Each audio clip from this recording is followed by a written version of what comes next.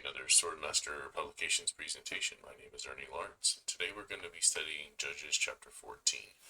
I gotta tell you, after reading through this and studying it multiple times, growing up hearing about this story, hearing commentators and preachers talk about this, I've got to say that I've come to a different conclusion than what I've always heard dealing with this particular story. We're going to talk about Samson and a woman of Timnath that is of the Philistines that he likes.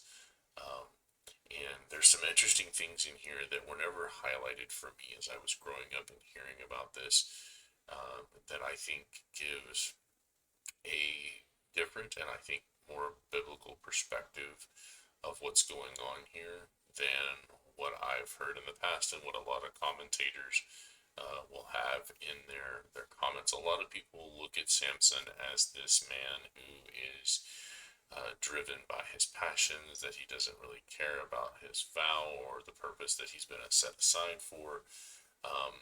And they say that he just is going off and kind of flaunting the power that God has given him and really kind of going against the will of God. And I don't see that in this text. Over and over and over again, it says that the Spirit of the Lord was with Samson, that he was supported in all the things that he was doing. He doesn't always communicate that to the people in his life, as like his mother and his father, but in a lot of these cases, we're going to see that not only is Samson doing the will of Yahweh, but he is also um, he's kind of stealthy about it, and he's using his ability to uh, kind of be a one-man wrecking team as he goes in. Also, you're going to see the translation. I really got to highlight this here as we begin.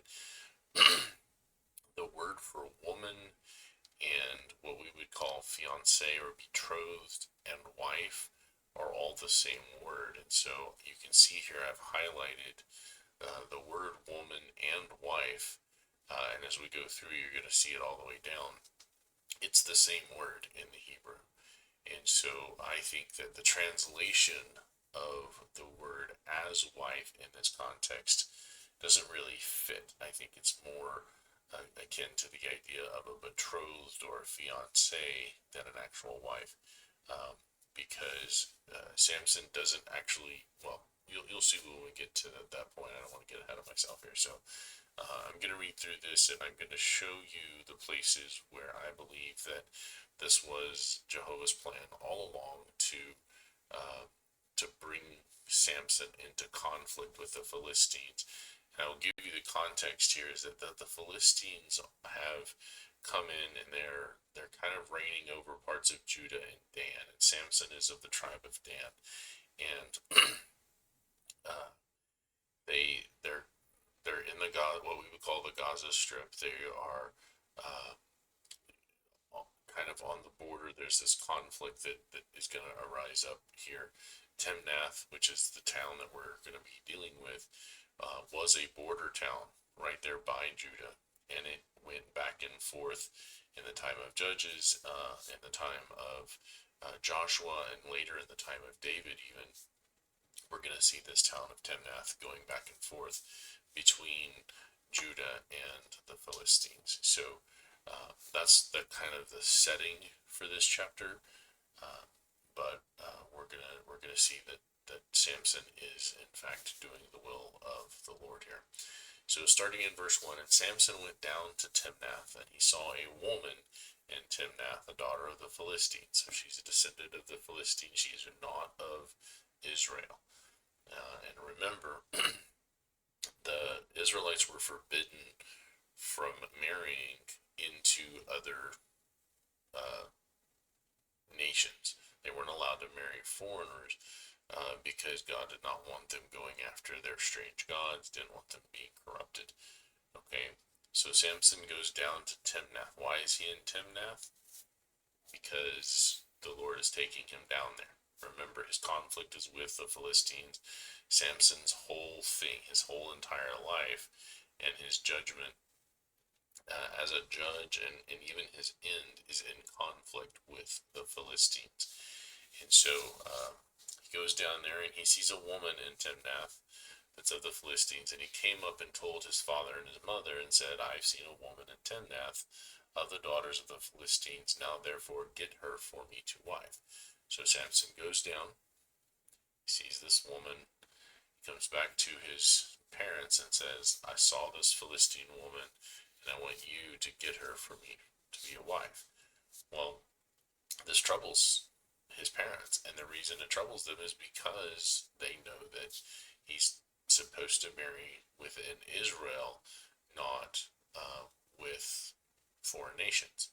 And so in verse 3, it says, Then his father and his mother said unto him, Is there never a woman among the daughters of your brethren, or among all my people, that you go to take a wife of the uncircumcised Philistines? And Samson said unto his father, Get her for me, for she pleases me well.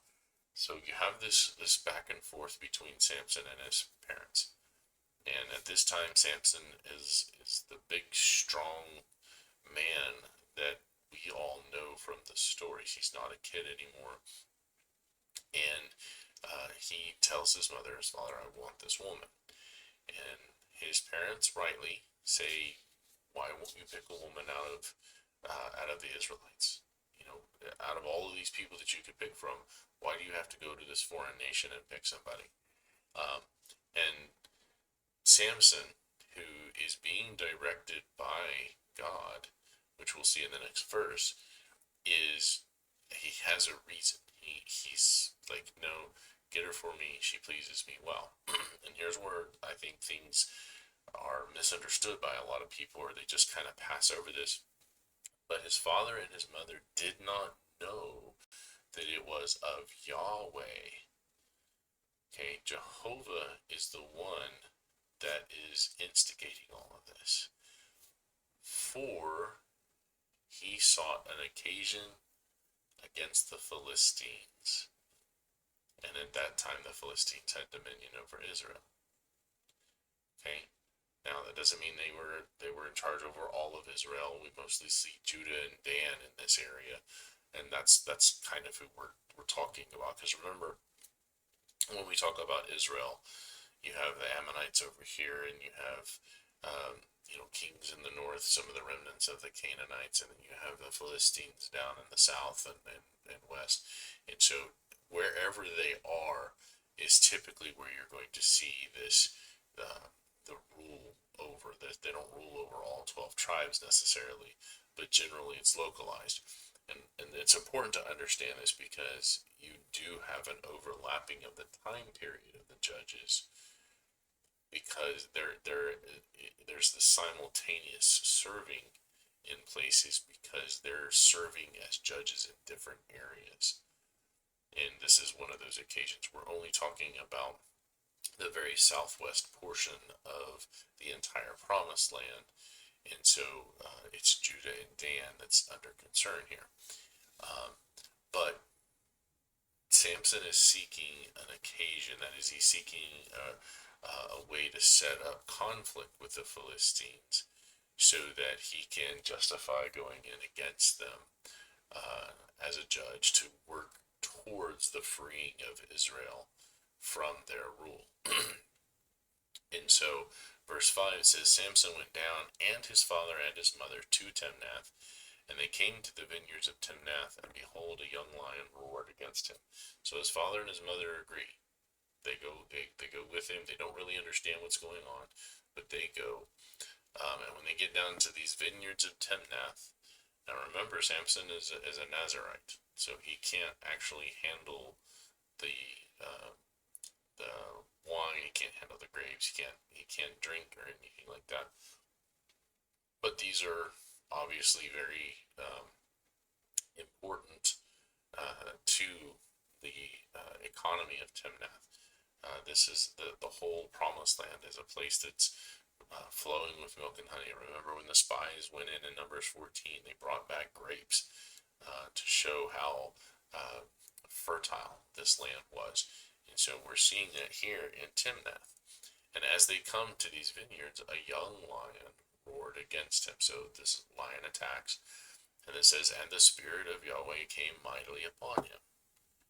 So God helps him to defend himself and his parents, and Samson rent him as he would have rent a kid, like a small goat, and he had nothing in his hands. So he does this barehanded. This lion attacks. He kills it with his bare hands. Just literally tears it apart, almost like a beast. He's just that powerful, that strong. It's obviously supernatural strength, because it says that the Spirit of Yahweh came upon him. But he did not tell his mother or his father what he had done. Okay, so however this unfolded as they were traveling, whether his parents were still in the tent, or whether Samson had gone ahead to scout, or who knows, they were not at the place where this happened. Maybe Samson had kind of gone off the beaten path to take care of some business. However it worked out, his parents didn't know that he had killed a lion. Okay, and he didn't tell them what he had done. And then they go on their way. So verse 7, it says, they went down, and he talked with the woman, and she pleased Samson well. And after a time he returned to take her, and he turned aside to see the carcass of the lion. So what we have here is he goes down to see her, and she pleases him, and then he goes back home, and then he goes back down again. And this idea of taking her is to take her as his wife. They're going to get married. There's going to be what we would think of as a kind of the shower that takes place before the wedding takes place. They're going to have a celebration that leads up to the wedding. And so he goes down to take her, and in verse 8 it says he turned aside to see the carcass of the lion. So again, we see that this is kind of off the beaten path. He turns aside from the road. He goes to see the carcass of a lion. What had become of this lion that he had killed. And behold, there was a swarm of bees and honey in the carcass of the lion. So the bees had had enough time to make an entire honeycomb, and there was honey in there for him. And verse 9, he took thereof in his hands and went on eating. He came to his father and mother, and he gave them, and they did eat. So they're with him, but he did not tell them that he had taken the honey out of the carcass of the lion.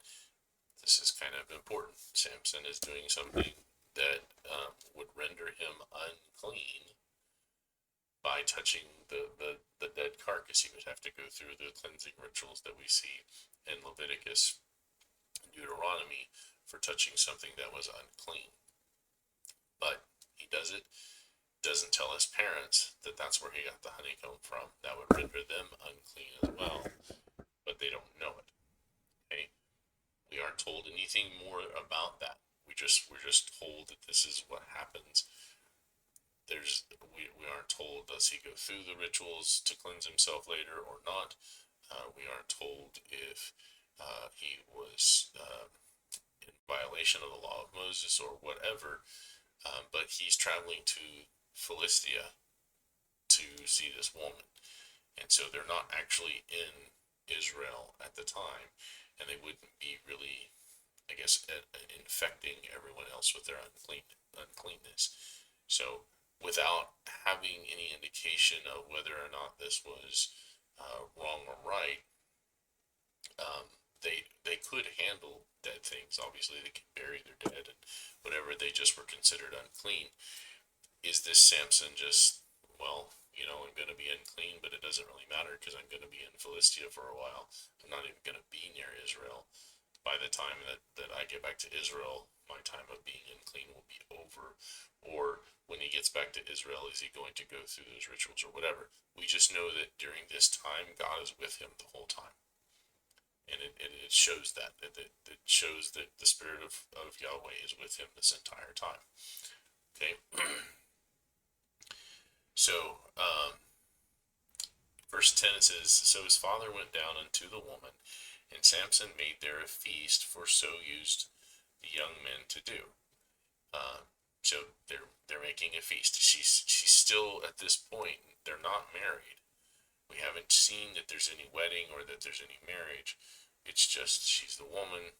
The father goes down to her, and so Samson makes this feast, and it seems to be a this idea of this common feast that the young men would do, and I like I said, I think it's a an engagement party of some kind. It's not a wedding feast; they're not married yet.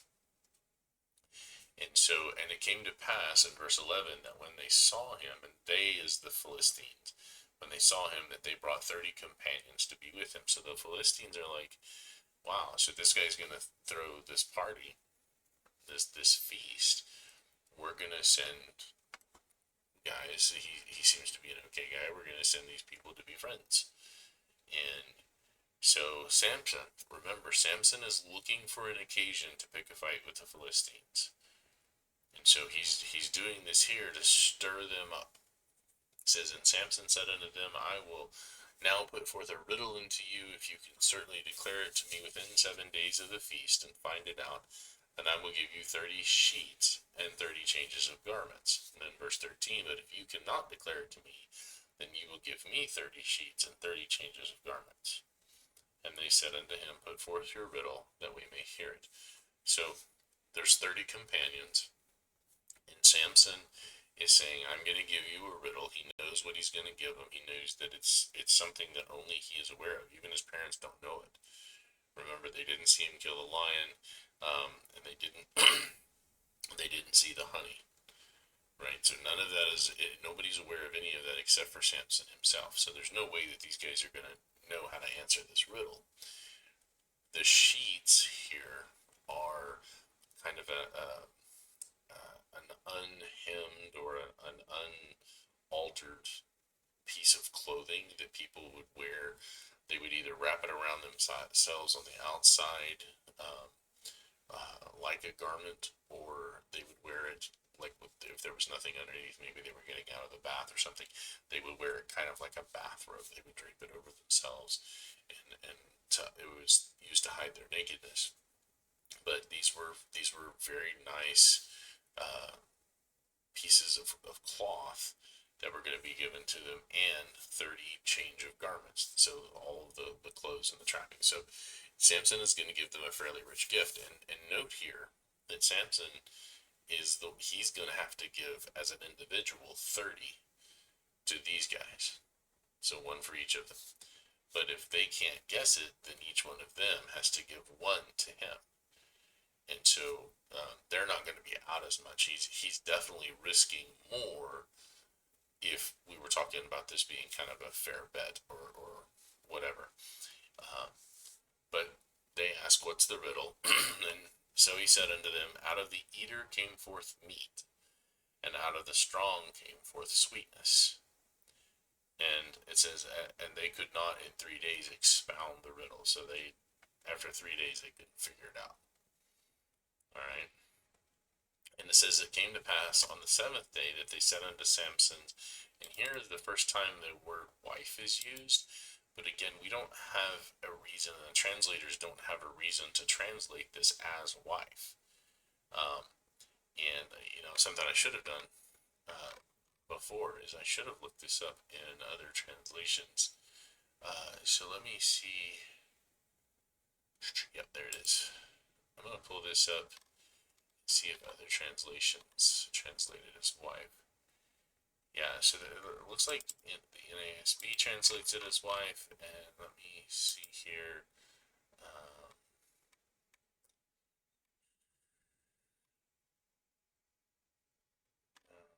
Is that one? Where is it at? New King James Version. There we go. So is that one gonna?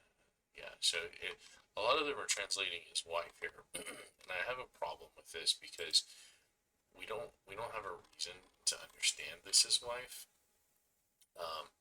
and it doesn't look like, based on further context, that they're actually married yet.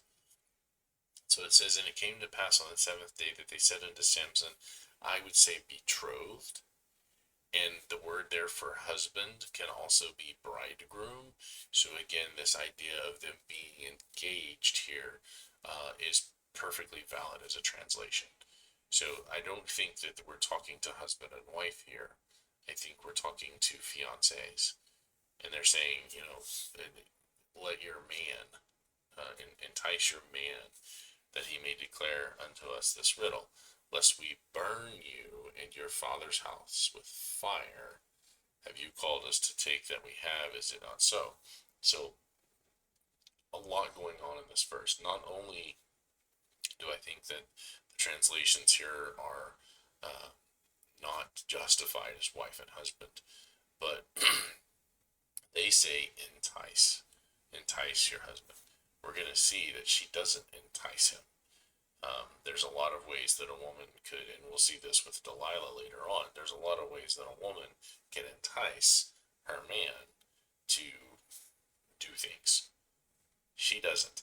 She becomes super whiny and pesters him, and we're going to see, and I think that Samson is looking for an excuse to pick a fight. And so this is all within the plan.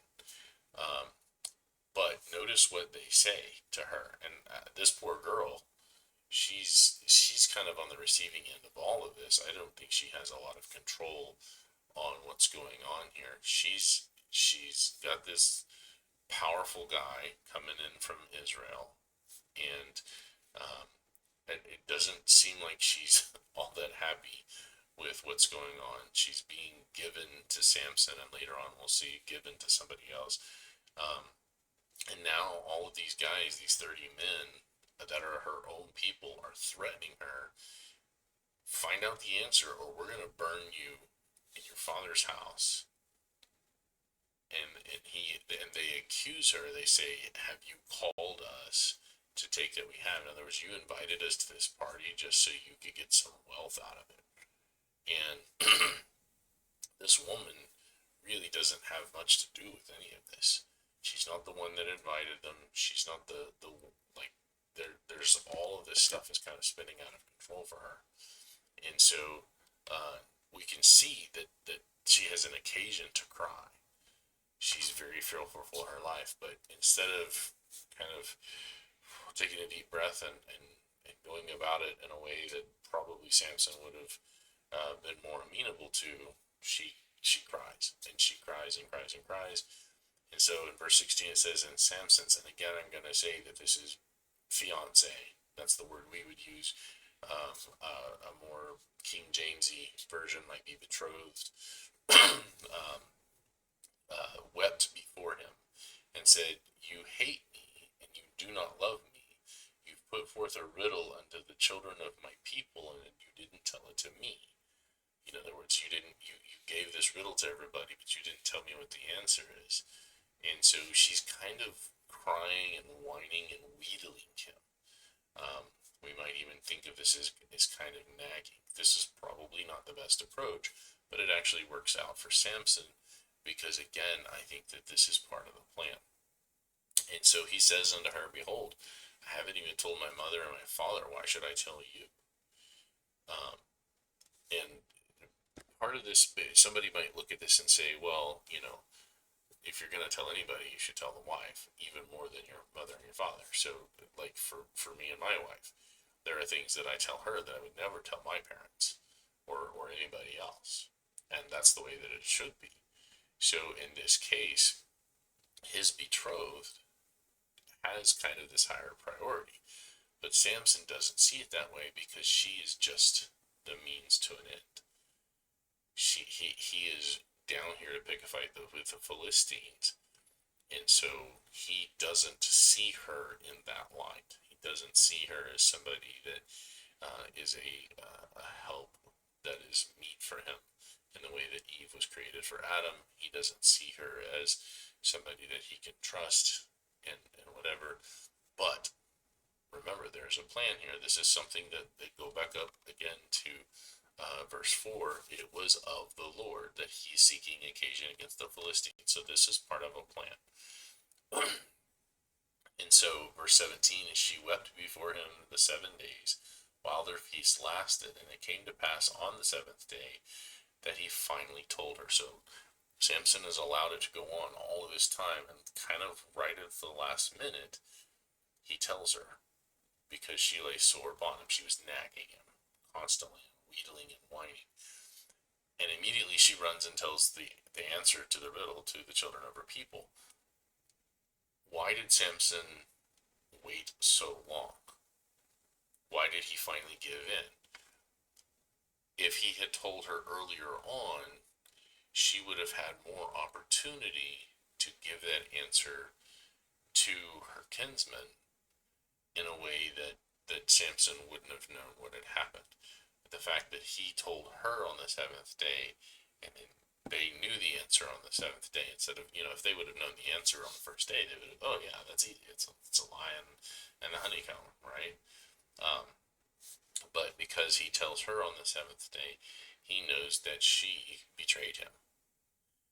And that's part of what he is essentially trying to show here, is that the Philistines are not good people, they're not trustworthy, and he is looking for that occasion to go to battle with them.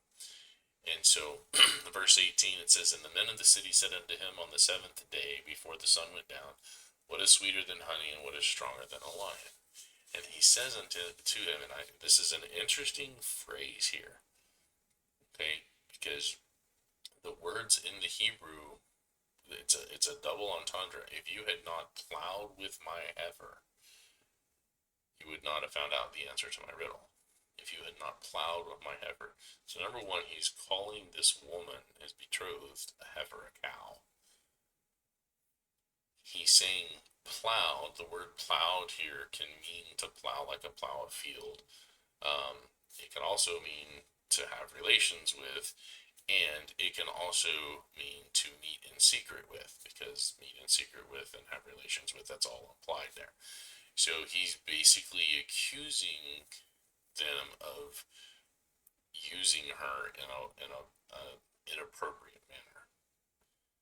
But he's also fed up with her for all the nagging, because she's just a Philistine woman. He is not really all that interested in her. But he again is looking for this reason to fight, and again, I'm showing that this is something that is part of the plan here, because in the very next verse, in verse 19, and the Spirit of Yahweh came upon him, and he went down to Ashkelon and slew 30 men of them. So he kills 30 Philistines with the help of God. And this, I think, putting those two, verse 4 and then verse 19 together, this is part of the whole plan. That he's stirring up the Philistines in such a way that the Philistines are doing him wrong, so he has a reason to fight them. And so he slays these 30 men of Ashkelon, takes their spoil, and gave the promised reward to them which had the answer. And his anger was kindled, righteously so, because of the way that the Philistines had kind of been underhanded. They couldn't do the riddle. They could not answer the riddle on their own, so they went in and they manipulated. He doesn't necessarily know that they threatened her, but they manipulated his betrothed to giving up the answer. And so he's mad, and so he's like, I'm done with all of you. Goodbye. And he goes back up to his father's house. So at the very end here, and it says it's Samson's wife. Again, I will say that this is not his wife, this is his betrothed, because Samson leaves, and she's not actually married to him. She is given to one of those 30 companions. Okay? This idea that she is given to him, again, shows that she doesn't have much control in this whole situation. So, when I view this, when I see the way that this woman is treated, for her, I have a little bit of sympathy. For her, I see more that this is kind of warfare and contention between the men of Israel and Philistia. But I also see that instead of using, it's hard to say because the Philistines wouldn't have necessarily trusted in Yahweh, but they would know about him, and if she knew that Samson was of the servants of God, could she have been like Rahab and trusted and said, "No, I'm going to trust in God to protect me," and given herself over to the worship of Yahweh and allowed Samson to protect her, and these guys just don't get the rewards. But again, God knowing how this is all gonna to fall out. Remember, this is God prompting Samson to do these things. According to verse 4, this is part of his plan. This is how it works out. And so she's given to this companion to wed instead of Samson. So she's no longer betrothed to Samson. And this, it says that he used as a friend. This idea of being used is that there's a relationship here that's kind of forced. That Samson didn't really consider these guys as friends. They come down and they're there and they're all buddy buddy because he's throwing this feast, and hey, you're marrying one of our women, and so we're gonna be your new pals and stuff like that. But they weren't really friends. And then they threaten his betrothed, and they get the riddle answer and stuff like this. So there's this conflict, and so the idea of being whom he had used as his friend is Samson kind of working through these events to stir up that friction, that conflict.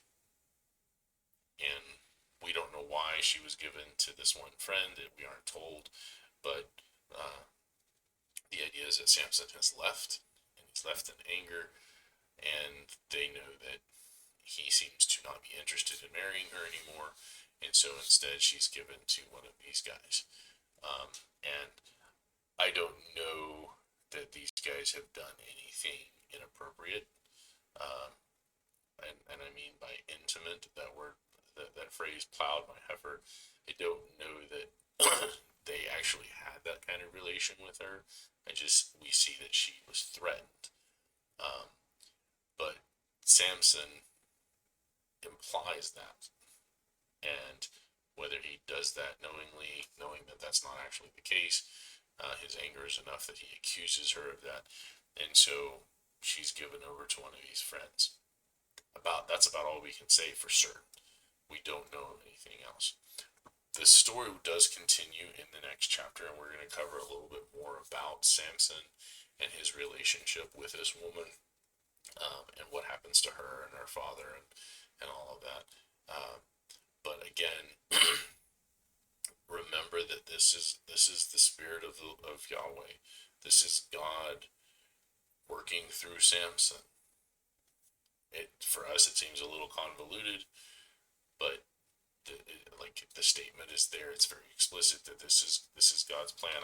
I'll read verse 4 again. His mother and his father did not know that it was of Yahweh that he sought an occasion against the Philistines. Now, could it be that God told Samson, "Hey, you need to go down and find a reason to fight the Philistines," and then left it up to Samson to figure out the thing, and Samson got all convoluted about it? Or is he being guided every step of the way? We do know that Samson is doing the will of God and is being helped, because as he goes down to meet this woman, he is protected in verse 6. And as he goes to Ashkelon and slays 30 Philistines, God is there helping him.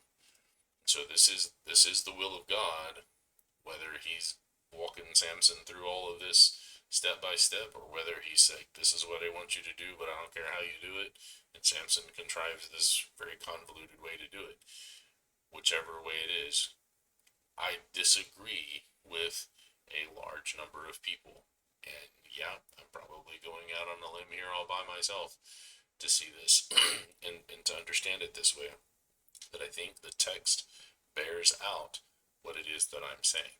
that this is God's plan to free Israel from the Philistines.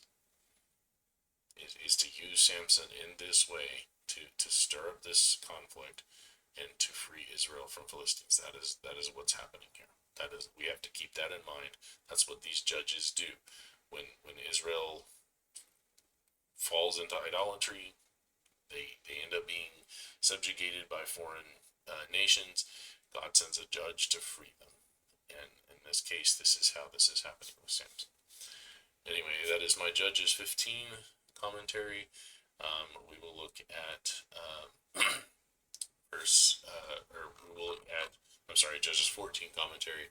We will look at chapter 15 next time, and continue on with Samson, and and he goes on for a couple more chapters, but we'll go on with Samson in the next couple of chapters here. So thank you for joining me for this. I imagine there's going to be some pushback on this, and that's fine. We can certainly talk about it, but at least think about what I've said and think about the original words. Think about the context here, and about especially those 3 verses where it talks about the Spirit of Yahweh moving Samson and being with Samson and protecting him and providing the strength that he needs. And then we can discuss those things in a peaceful manner, in kindness, and trying to strive for unity. So, again, thank you for joining me. My name is Arnie Lawrence, and this has been another Swordmaster Publications presentation.